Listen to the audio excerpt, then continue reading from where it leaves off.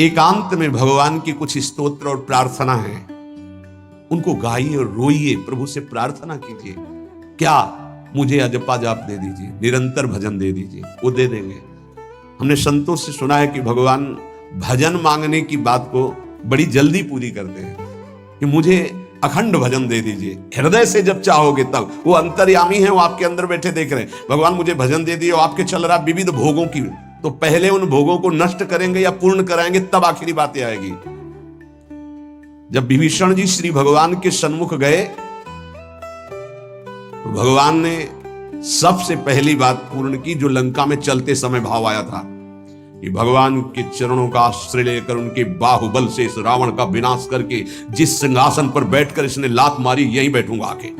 पहला काम किया, समुद्र का जल मंगाकर लंकाधिपति पद पर अभिषिक्त कर दिया। और लंकेश कह के उन्होंने कहा कि प्रभु उर्कछु प्रथम वासना रही, प्रभु पद प्रीति सरित सो वही। प्रभु आपके चरणों के दर्शन से कोई कामना नहीं। तो भगवान कहते नहीं, पहले कामना की थी उसकी पूर्ति ले। हम भगवान से भजन मांगेंगे, साथ में नाना प्रकार की वासनाएं हैं, तो इसीलिए जब बहुकाल करी सत्संगा, सत्संग सुनते सुनते ये दिमाग में बैठ जाता है कि भोग वासनाएं, कामनाएं ये हमें फंसाने वाली हैं, हमें नहीं चाहिए। जब आपके अंदर से उदासीनता आएगी, तब भजन की मांग पूरी हो जाएगी। कभी कभी भगवान का गुणानुवाद करके एकांत में रोया करे साधक। कभी रोना आता है अपने इंद्रिय और मन के विलास की पूर्ति ना होने पर। इतने मोटे मोटे आंसू गिरते, तब लगता है कितने कीमती आंसू कितने घटिया जगह में गिरा रहे हो। अरे इन्हीं से प्रभु को खरीद लेते हैं। अगर उनके लिए रो देते तो इतने करुणामय है वो कि आपको आभास होने लगता, भले हम अंतःकरण उस कोटि की व्याकुलता नहीं कि मेरे प्रभु हम पर कितनी कृपा कर रहे हो। अगर हृदय से उनको पुकारे तो निश्चित वो अनुभव में आ जाते हैं। छोटी छोटी बातों में लोग रो देते हैं, ऐसे रो देते हैं, मोटे मोटे आंसू चल रहे बात में ऐसे, और प्रभु की चर्चा हो जाए घंटों, कोई फर्क नहीं पड़ेगा। ये तो आश्चर्य लगता है। और भक्तों को चाहे जितना भीषण कष्ट हो, कभी आंसू नहीं निकल सकते। जब आंसू निकलेंगे तो भगवत भाव में निकलेंगे। कह रहे नारायण स्वामी कि अजपा जाप के लिए भगवान से प्रार्थना करो। कभी कभी एकांत में उनके स्तोत्र हैं, गुण हैं, उनको गा गा कर रो, उनसे प्रार्थना करो, हे दीन बंधु मुझे अपना अखंड भजन दे दो। जो चाहिए सब प्राप्त हो जाएगा। भजन से क्या नहीं प्राप्त हो सकता। एकांत में बैठकर रोने ऐसे प्रतिदिन जब आप नियम बना करके प्रभु से प्रार्थना करेंगे। मीराबाई जी ऐसा ही करती थी, रात्रि में गिरधर से बात करती थी, प्रार्थना करती थी। नारायण स्वामी जी कह रहे उपासक ये बिल्कुल ध्यान रखे, यदि नाम सिद्ध करना है तो झूठ बोलना शपथ पूर्वक त्याग दे। झूठ नहीं बोलूंगा, सत्य बोलना इस अजपा जाप के लिए निहायत जरूरी है, निहायत जरूरी है। प्रार्थना है, काहे को मलिन करे जिह्वा। जब हम भगवत मार्ग में चल रहे तो ये याद भूल जाती है हमें कि हमें सत्य ही भाषण करना है, असत्य नहीं बोलना। ये हमें भूल जाते हैं। क्यों भूल जाते हैं? क्योंकि माया का ऐसा प्रभाव। अगर हम भजन के प्रेमी हैं, भजन बढ़ाना चाहते हैं, तो हम झूठ क्यों बोले? सारे जगत में जो भी तुम्हारे सामने आवे, दृष्टि से उसको जरूर देखकर एक बार प्रणाम करो, मेरे प्रभु इस जीव जंतु के रूप में, जड़ के रूप में, चैतन्य के रूप में। इससे तुम्हारे हृदय में पवित्रता बढ़ेगी, अजपा जाप चलने में सहायक होगा। सत्य बोलना, भगवान से एकांत में रोकर प्रार्थना करना, सबके प्रति भगवत भाव रखकर प्रणाम करना, जिससे तुम्हारा कहीं दोष दर्शन नहीं होगा। किसी के मन को दुखाने वाली कभी बात न कहे, किसी को दुर्वचन न कहे, किसी का वैर भाव अपने हृदय में स्वीकार न करे। ये साधन मैंने स्वयं किया है नारायण की कृपा से। इस दास को वेदांत का भी पूरा ज्ञान है और भक्ति मार्ग का भी। दोनों का आखिरी भाव समदर्शिता है, चाहे भक्ति से चाहे ज्ञान से। सब में ब्रह्म देखना, सब में वासुदेव देखना, सब में इष्ट देखना। भक्ति विषय में भजन और ज्ञान विषय में नारायण, ये दोनों बात भक्त में होनी चाहिए। भक्ति का प्रथम और अंतिम विश्राम भजन, हर समय भजन चलना। और आंतरिक ज्ञान का विषय सब में हमारे इष्ट देव। ये दो बातें जरूर होनी चाहिए परिपक्व भजनानंदी होने के लिए। अगर भगवान की प्राप्ति करनी है तो ये दो बातें बड़ी जोर की है। भजन निरंतर, और जिसके भी सानिध्य में आए उसमें भगवत भाव करना। मेरे नारायण ने मुझसे कहा वो फरमाया कि उनके पीछे पीछे मैं चलता हूं जो मेरे ऐसे भजन करने वाले भक्त होते हैं। और श्री कृष्णचंद्र जी ने दयालुता में भागवत में कहा, अनुब्रजा में हम नित्यम पूयत्यं गुरेण भी। मुझे बहुत रोना आता है बात सुनकर के कि दास की चरण रज के लिए स्वामी पीछे पीछे डोलता है। किस भक्त के पीछे? जो दो बातें यहां कही, जो निरंतर नाम जप करता है और सब में भगवत भाव रखता है। तो भगवान नारायण ने नारायण स्वामी से कहा कि मैं उसके पीछे पीछे डोलता हूं कि उसकी चरण रज मेरे ऊपर पड़ जाए। और भगवान श्री कृष्णचंद्र जी ने कहा, निरपेक्षम मुनिम शांतम निर्वैरम सम दर्शनम। निरपेक्ष जो किसी की अपेक्षा नहीं रखते, किसी से कोई संबंध नहीं, स्वार्थ का। मुनिम जो निरंतर मंत्र का नाम का मनन करते रहते हैं। शांतम हर द्वंद्व की प्रहार स्थिति में वो शांत रहते, विचलित नहीं होते। निर्वैरम कोई उनसे वैर करे तो भी वो उससे वैर नहीं करते। और समदर्शी सब में अपने इष्ट को देखते। ऐसे संतों के पीछे में भगवान कहते उनकी चरण रज लेने के लिए हर समय पीछे पीछे रहता हूं। अहिंसा परमो धर्मा शास्त्रों में वर्णन किया गया है, इसलिए किसी भी जीव को कष्ट नहीं पहुंचाना है। गर्दन झुका करके रास्ते में चलना सीखो कि नीचे कोई जीव तो नहीं दब रहा हमारे पैर से। शरीर को सावधानी पूर्वक, किसी को दुख ना पहुंच जाए मेरे शरीर से। वाणी को संभाल कर किसी के हृदय में बाण ना लग जाए, वाणी का बाण ना लग जाए। बाहर का प्रहार तो सहा जाता है, लेकिन जब हृदय में शब्द चुभता है वचनों का, ये बाण खड़कता रहता है। किसी भी जीव को कभी मारना नहीं, वो तुम्हें नुकसान नहीं पहुंचाएगा। गीता वाटिका में सांप निकला, फण वाला कोबरा। राधा बाबा ने कहा, देखो अभी केवल हमने देखा है, अगर और लोग देखेंगे तो आपको पीड़ा पहुंचा सकते हैं, इसलिए एक लकड़ी उठाई और कहा मैं रास्ता बना रहा हूं, आप इधर से चले जाओ। ऐसे किया सांप ने। सब में भगवान है। अगर हम भगवत भाव करते हैं तो निश्चित वहां से कोई विरोध नहीं होगा। जब हम भगवत भाव करते तो सर्वात्मा भगवान वहां विराजमान, कैसे आक्रमण करेंगे? जैसे रत्नावती जी के लिए माधव सिंह ने जंगली शेर पिंजड़े में बंधवा कर वहां लाए और ऊपर से बालकनी से पिंजड़े का ऐसे खींच दिया गया, शेर बाहर निकला दहाड़ता हुआ। और वो पूजा में थी ठाकुर जी के संतशाला में, बहुत से संत विराजमान थे। दासी ने कहा, महारानी सावधान, सिंह। आरती करने जा रही थी मुड़ी और कहा, नहीं सिंह नहीं, नृसिंह, हमारे भगवान नृसिंह देव पधारे। और थाल लेकर मुड़ी तो जैसे सीधी गाय ऐसे खड़े हो गए। तिलक लगाया, आरती की, प्रणाम किया। सिंह घूमा और छलांग मारी ऊपर, जो बालकनी में राजा के पार्षद उसको बंदी बना करके लाए, सांप को फाड़ और जंगल में। किसी संत को, रत्नावती जी को या किसी को वहां कोई क्षति नहीं, लेकिन जो उनकी क्षति के लिए लाए थे उनके लिए वो सिंह, इनके लिए वो भगवान नरसिंह। यथा योग्य दूसरे की सहायता करना, ये अपने भजन को बढ़ाने के लिए अत्यंत आवश्यक है। नारायण स्वामी जी कहते हैं,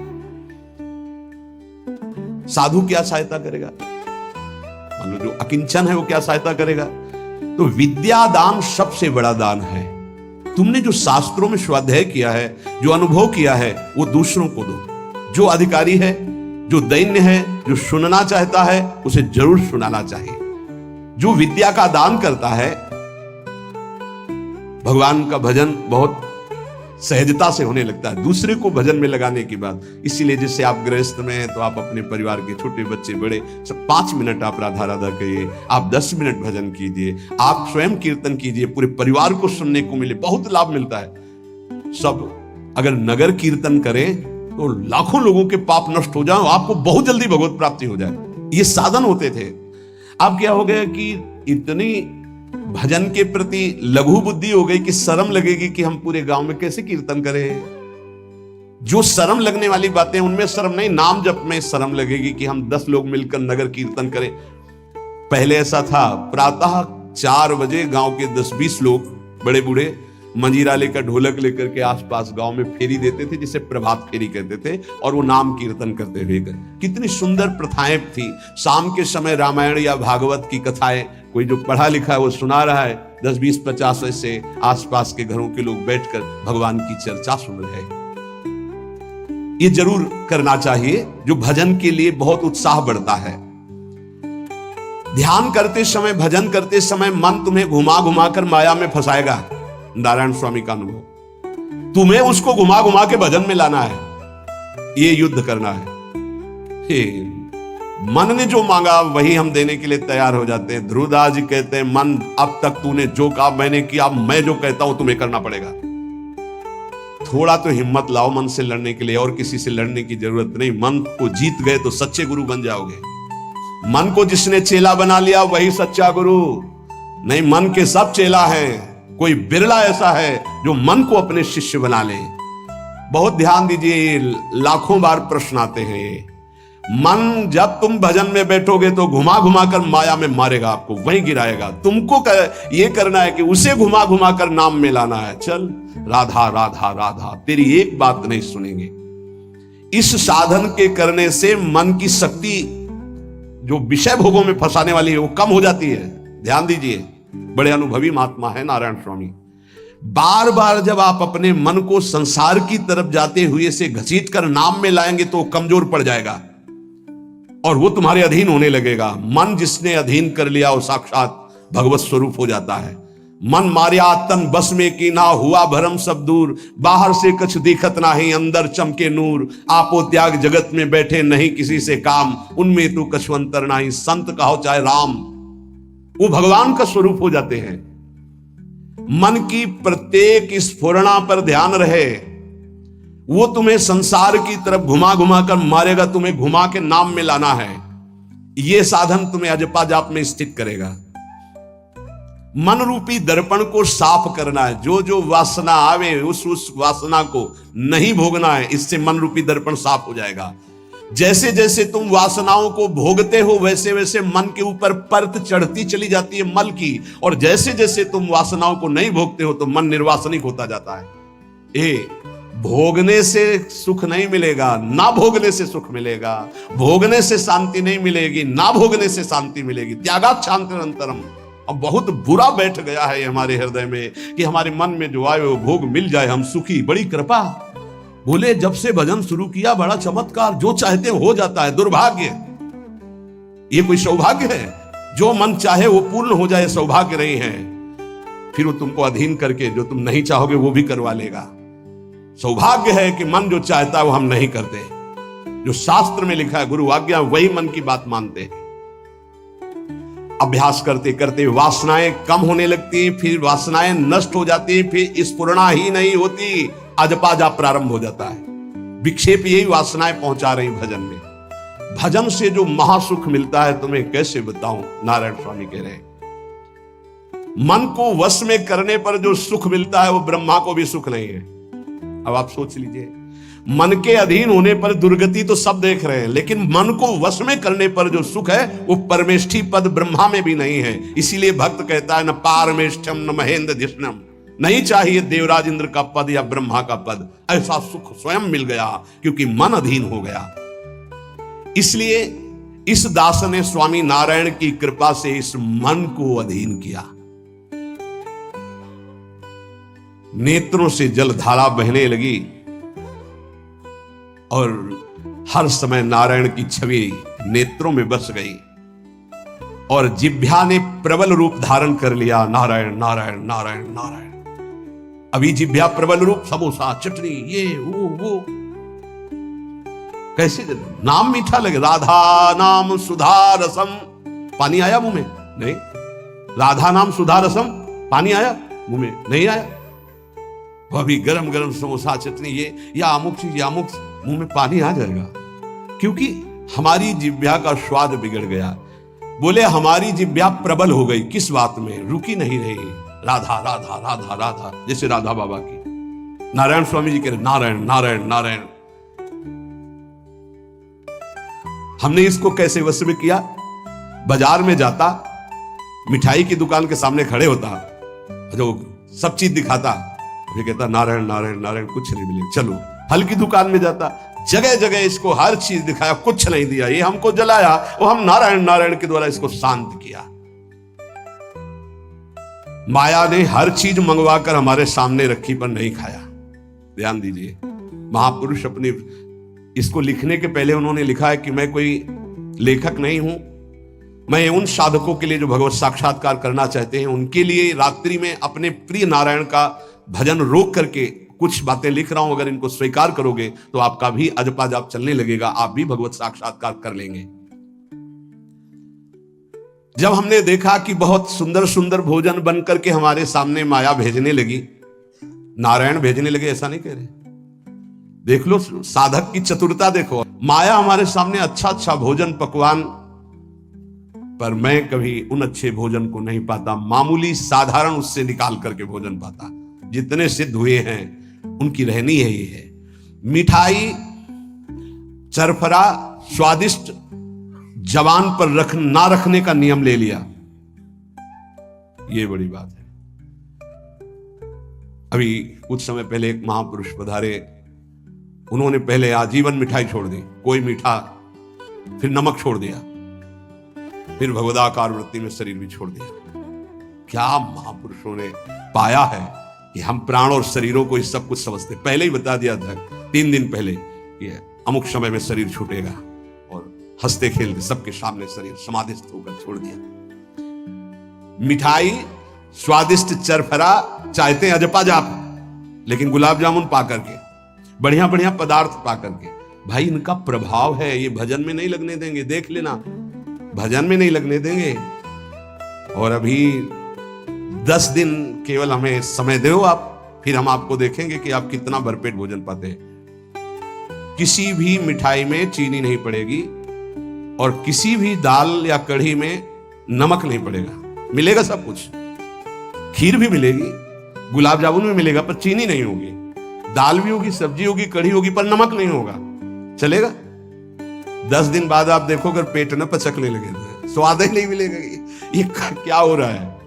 ये जवान को संभालना है अजपा जाप के लिए। वो गोस्वामी तुलसीदास जी ने भी कहा, अगर लोन बिना सब्जी ऐसे सीठा भोजन तो बहुत जल्दी नाम सिद्ध हो जाए। तो हम कह रहे चलो ऐसा नहीं सही, तो पर सात्विक और थोड़ा पाना सीखो। देखो माया की व्यवस्था में कमी नहीं रहेगी, व्यवस्था तो बहुत जोर की होती रहेगी, आप चिंता ना करें। खाते खाते मर जाएंगे, भोजन कम नहीं होगा, ये सृष्टि का क्रम है। आप अपने अगर जिह्वा को आपने विविध प्रकार का स्वाद दिया, तो इस दास ने जो अनुभव किया कि नाम जप नहीं चल पाएगा निरंतर। नारायण स्वामी कह रहे देख लो, नाम चलाना है या रसेंद्री, थोड़ा नमक कम हो, नमक, अरे यार कभी कभी तो साधु को ऐसा सौभाग्य मिलता है कि नमक ना हो, कभी ऐसा बिगड़ा एक चुपचाप दबा के प्रसन्नता से मन की इंद्री को, नहीं शांत, कैसा बोले, बहुत प्रसाद बहुत सुंदर था, कभी ऐसा, कभी नमक ना हो, कभी का नहीं मांगना चाहिए, कम से कम थोड़ा तो कभी कभी अवसर मिले ऐसा। कभी खीर बनाओ चीनी ना डालो, देखो ना बिल, कभी ऐसा। फिर देखो खीर कौन मांगता है?